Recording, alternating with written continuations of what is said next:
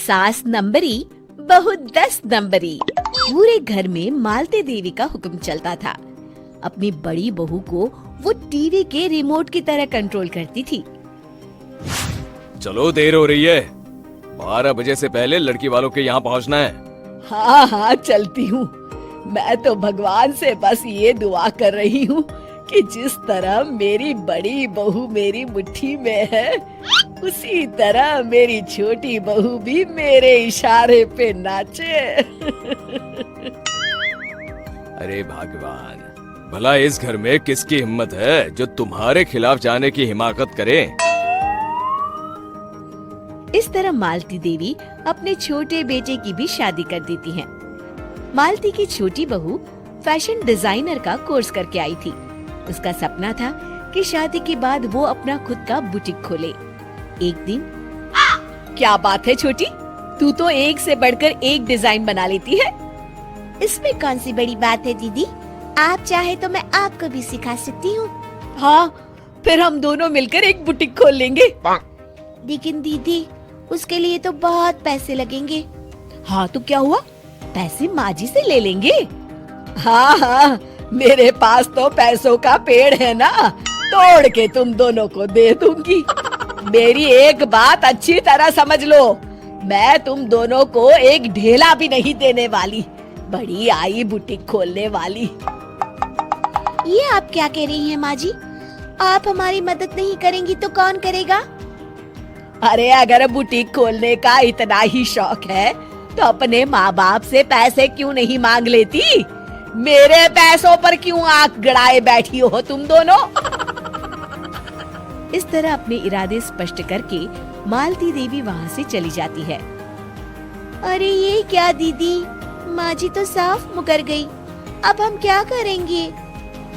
तू चिंता मत कर, बुटीक तो खुल के ही रहेगा। कहते हैं कि घी जब सीधी उंगली से नहीं निकलता तो उसे उंगली टेढ़ी करके निकालना चाहिए। माँ जी अपने आप को समझती क्या है?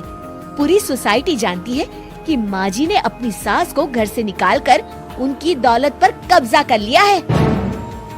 हाँ दीदी, अब तो जैसे को तैसा करना पड़ेगा।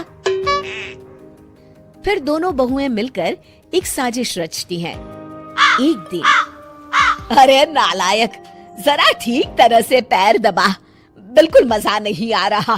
खाने पीने में तो कोई कसर नहीं छोड़ती। तभी वहाँ बड़ी बहू हाथ में एक फॉर्म लेकर आती है। माँ जी, आपके लिए एक खुशखबरी है। सरकार सभी बुजुर्गों को हर महीने 10,000 रुपए पेंशन देने वाली है। अरे ये क्या कह रही है तू? क्या सच में मुझे हर महीने घर बैठे 10,000 रुपए मिलेंगे? हाँ माँ जी, दीदी सच कह रही है। कल टीवी न्यूज में इस बारे में बता रहे थे। बस आप ये फॉर्म पढ़ के इसे भर दीजिए और अपने दस्तखत कर दीजिए। मैं इन्हें ले जाकर जमा करवा देती हूँ। अरे नालायक, बड़ी कामचोर है तू। इस बुढ़ापे में कहाँ तुम मुझसे फार्म भरवा रही है?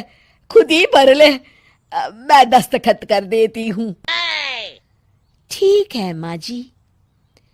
फिर बड़ी बहू बड़ी चालाकी से फॉर्म के पन्नों के बीच प्रॉपर्टी के पेपर छिपा कर रख देती है और उन पर मालती देवी के दस्तखत करवा लेती है। कुछ दिनों के बाद मालती देवी अपने पति के साथ 2 दिनों के लिए अपने एक रिश्तेदार के यहाँ जाती है।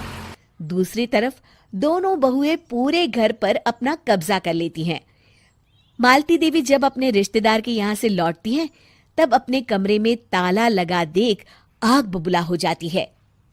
अरे नालायको, मेरे कमरे में इतना बड़ा ताला किसने लगाया है? माँ जी, ये कमरा तो मैंने अपने बेटे रोहन को दे दिया है और आज से आप बाहर कोने में जो छोटा कमरा बना है ना, वहां रहेंगी। अच्छा, मैं उस सड़ेले कमरे में रहूंगी है? तेरी ये कहने की हिम्मत भी कैसे हुई? और मेरी इजाजत के बिना मेरा कमरा देने वाली तू होती कौन है? लगता है तू भूल गई, इस घर की मालकिन मैं हूँ। तभी वहां छोटी बहू आती है। अरे माँ जी, आप इस घर की मालकिन नहीं है। अब इस घर की नई मालकिन हम दोनों बहुएं हैं। ये देखिए, इन प्रॉपर्टी के पेपर पर आप ही के दस्तखत है। अरे भाग्यवान, ये तुमने क्या कर दिया? दस्तखत करने से पहले एक बार ठीक से पढ़ तो लेती। अरे लेकिन मेरी बहुएं मेरे साथ ऐसा कैसे कर सकती है? अरे तो इसमें कौन सी अचरज की बात है? तुमने भी तो अपनी सास को घर से बाहर निकाल दिया था। टूटा फूटा ही सही, शुक्र करो कि इन दोनों ने कम से कम हमें रहने के लिए कमरा तो दिया। तुमने तो अपनी सास को वो भी नहीं दिया था। आज समझ में आया, जैसी करनी वैसी भरनी।